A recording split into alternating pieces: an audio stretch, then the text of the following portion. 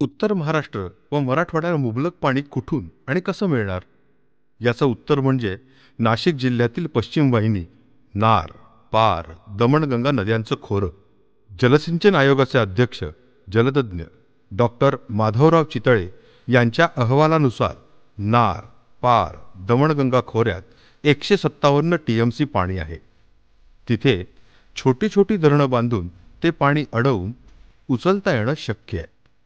हे उचललेलं पाणी गोदावरी, गिरणा खोऱ्यात सोडलं तर मराठवाड्यातील औरंगाबाद, जालना, बीड, परभणी, हिंगोली, नांदेड, उस्मानाबाद, लातूर इथला सगळा दुष्काळ संपेल आणि उत्तर महाराष्ट्रातला म्हणजे नाशिक, अहमदनगर, जळगाव, धुळे, नंदुरबारपर्यंत पाणीच पाणी दिसेल. पण हे आपोआप घडणार नाहीये. हे सगळं आपल्याला मिळवून घडवून आणावं लागेल. आपल्याशी खोटं बोलून गुजरातला पाणी देणाऱ्या सरकारला आता आपण सर्वांनी मिळून जाब विचारावा लागेल. यासाठी तुमची आणि आमची ही पाणी यात्रा एक जन आंदोलन, सत्याचा आग्रह, हक्काच्या पाण्यासाठी.